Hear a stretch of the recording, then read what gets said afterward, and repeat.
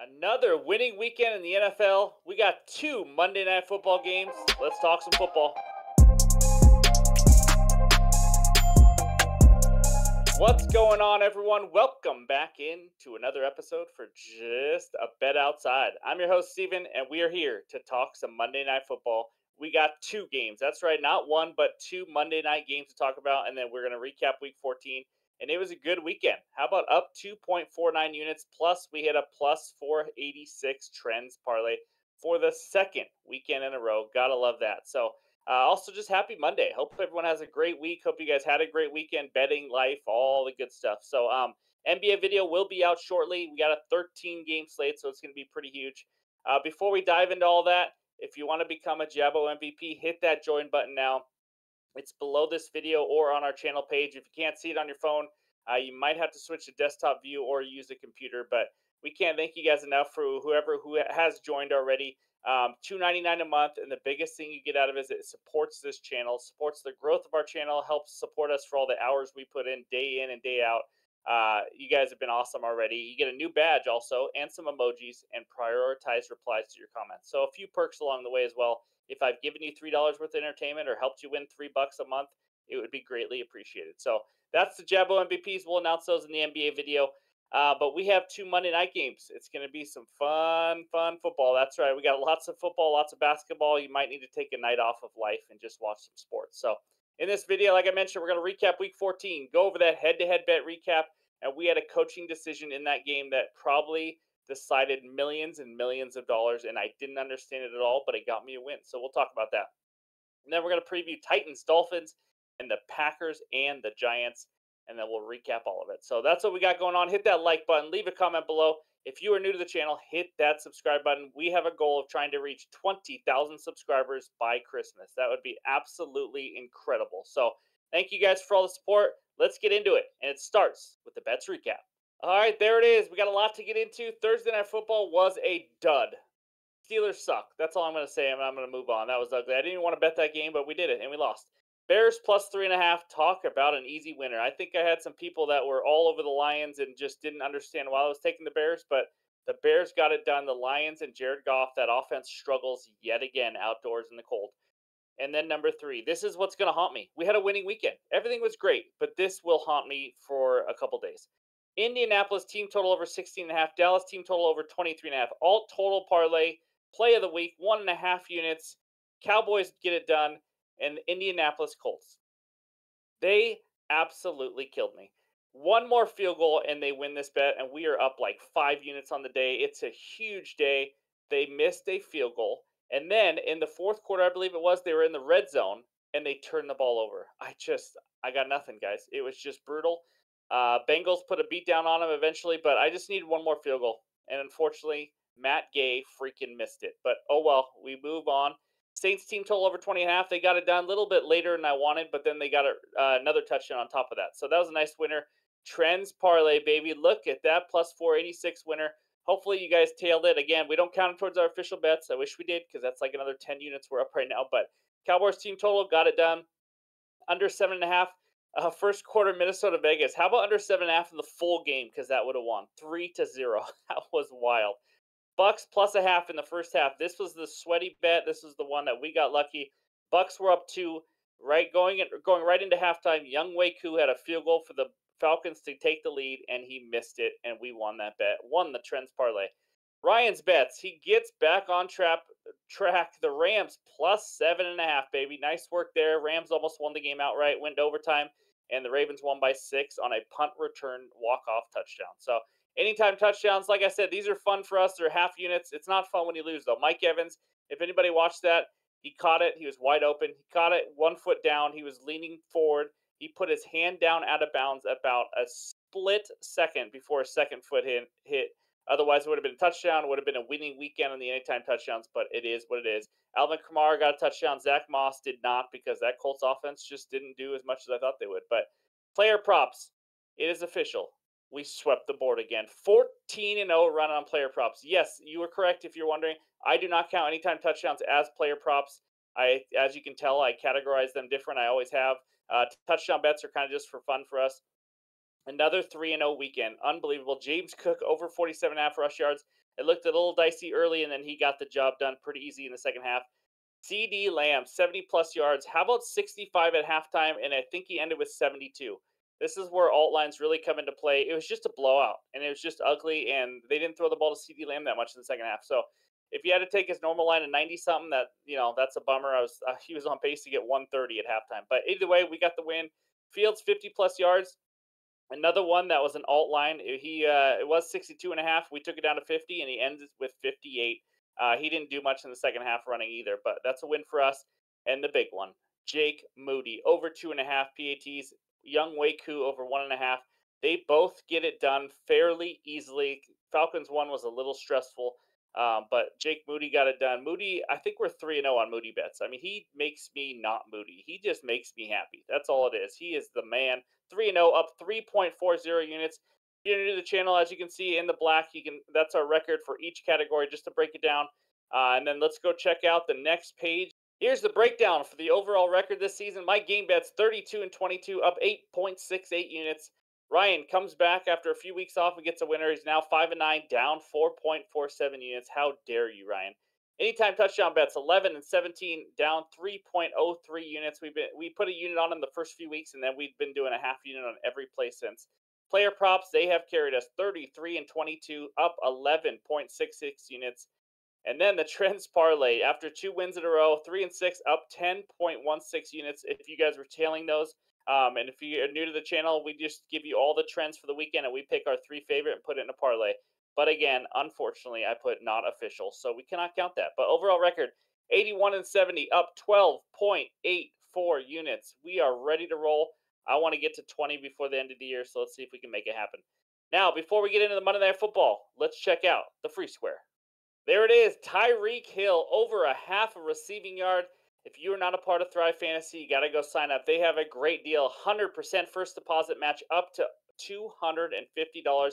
All you got to do is use that promo code JABO, and it's a great deal, eligible in over 30 states. You get this free square that they give you also, Tyreek Hill over a half receiving yard.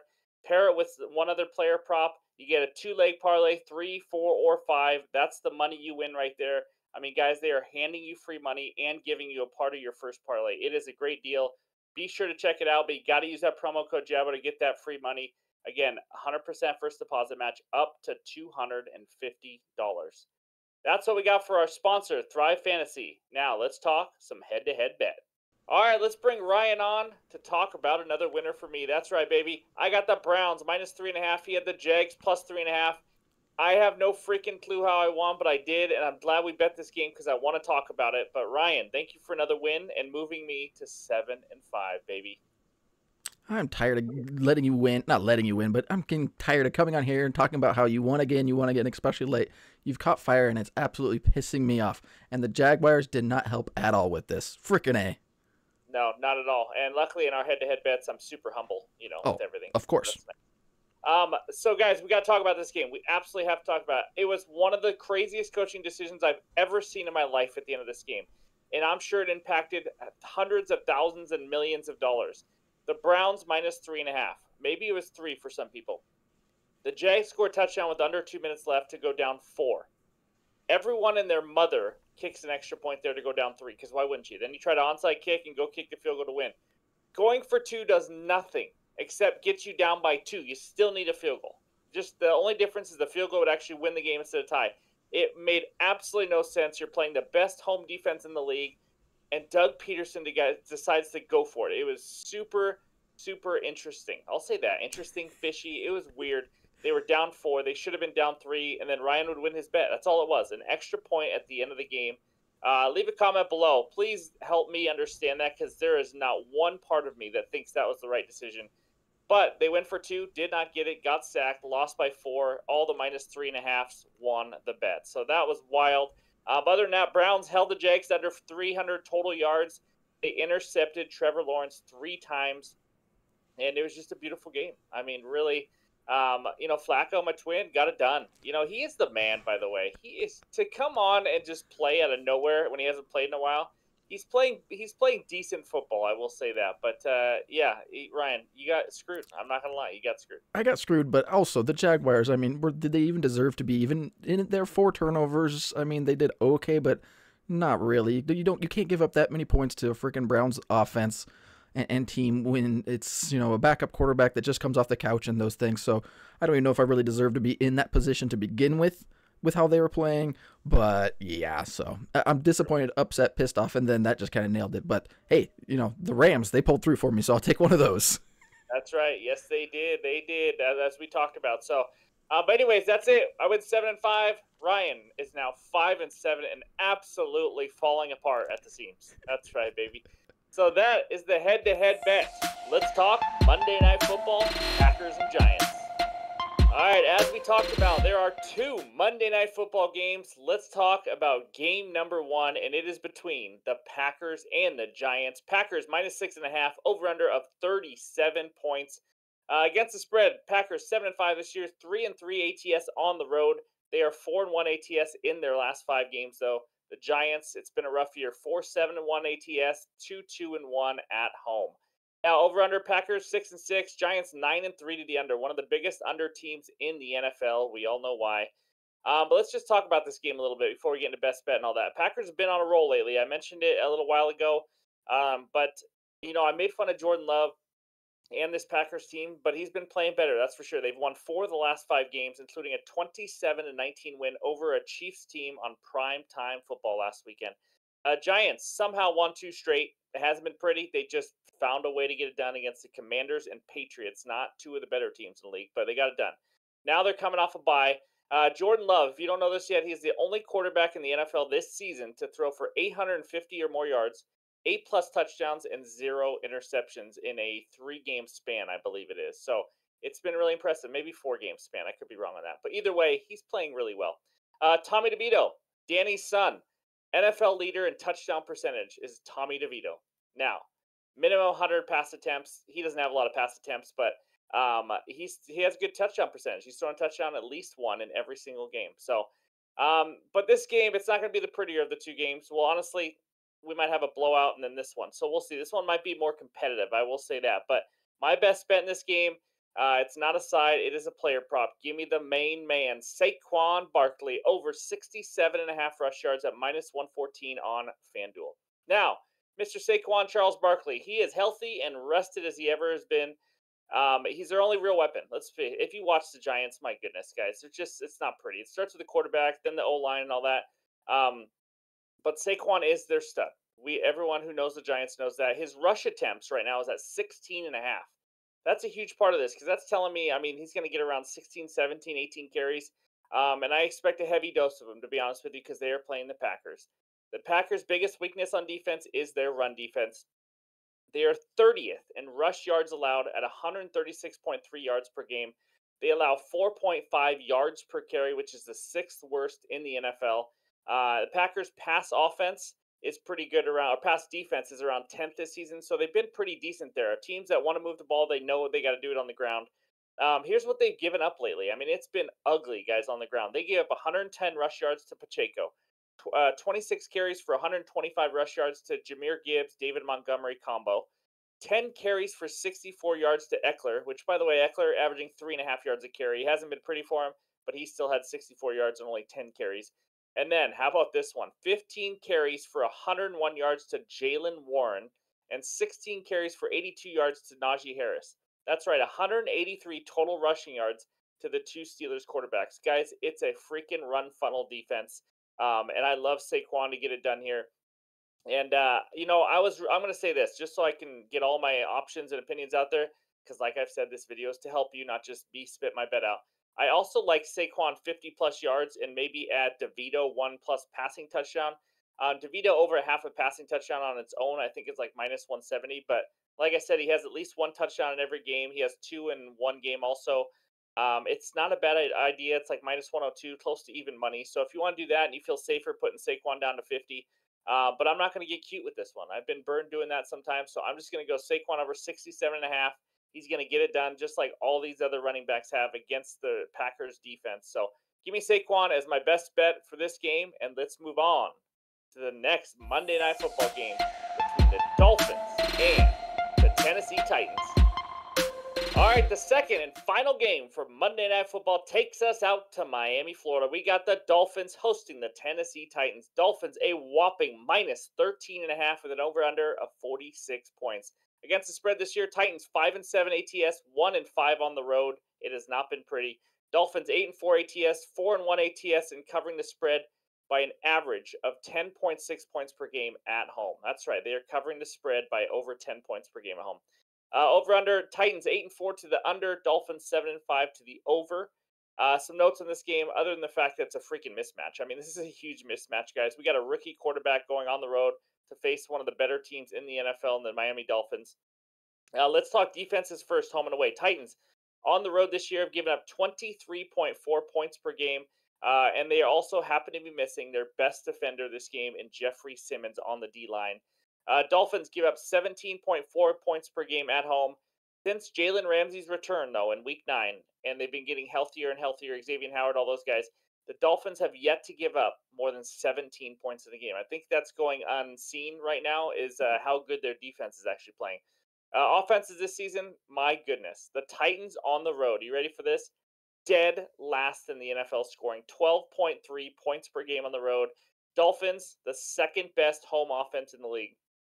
We're talking pretty much the best home offense versus the worst road offense. I mean, a difference of like 26.5 points. That's pretty insane. Anyways, before I get to my best bets, some leans that I also liked. Again, these are leans. I haven't officially made these bets yet, but I just want to give you ideas, more things to think about. The Titans team total under 16.5 is an option. Like I said, they have not given up more than 17 points since week 9, and now they're facing the worst road offense in Will Levis. I just don't see, unless it's maybe a garbage touchdown in the end because it's a blowout. I just don't like what I've seen from Levis that much, especially what he's done on the road. But also maybe a little Tyreek Hill, Achane, anytime touchdown parlay, or maybe you could go Hill and Mostert. But that's not a bad one either because I think there's going to be a lot of points by the Dolphins. So on to the best bet. I'm sticking with a theme. I didn't even mean to have a theme, but it just came this way. It is another running back. It is rushing yards. Give me Devon Achane over 54.5 rush yards at minus 114 on FanDuel. I can't talk apparently. So Achane over 54.5 rush yards. He has been absolutely unreal this season, guys. It's been incredible. He is averaging 9.5 yards per carry. I mean, on average, he's getting a first down almost every single carry. It's bonkers to me. Now, he's played 4 games as a rookie, just came back from injury, but in the 4 games, and I'm not going to count the 2 games where he had 1 carry because he got hurt. That doesn't tell me anything. There's nothing to that.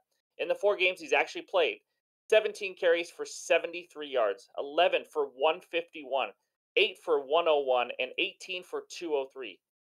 Guys, 3 of the 4 have been over 100. And the lowest he's ever had was 73 yards. I only need 55 in this one. I expect this game script to also obviously be all Dolphins and be ahead in the game, which could get him even a few more attempts at the end of the game.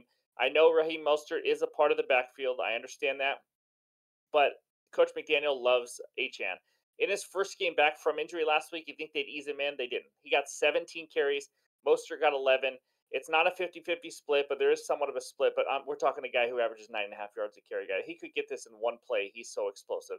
He actually is top 2 in the NFL in yards after carry, missed tackles, and explosive run rate. I mean, this guy is freaking good, and he's also on the right offense who schemes it up pretty well to give him big holes.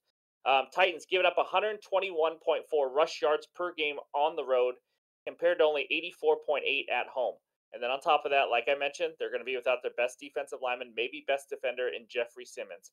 I expect Achane to go over this total easily for the 5th straight game, at least in the games that he's had more than 1 carry and not been hurt. But I don't know why this line is so low. Maybe I'm missing something, and maybe I'm falling into a trap. But this guy is too explosive. He's going to get 15 to probably 20 carries, and I don't even think he needs that many. So give me Achane over 54.5 rush yards as my final Monday night best bet.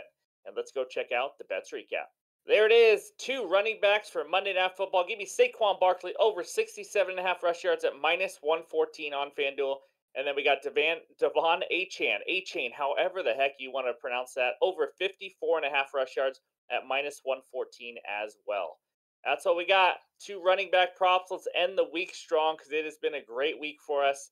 We got the NBA video coming out soon for Monday, and we got 13 game slate in the NBA. The sports just keep coming. You got to love it. So Thank you guys for all the support. Be sure to hit that like button. I hope everyone has a great Monday. We'll talk to you soon.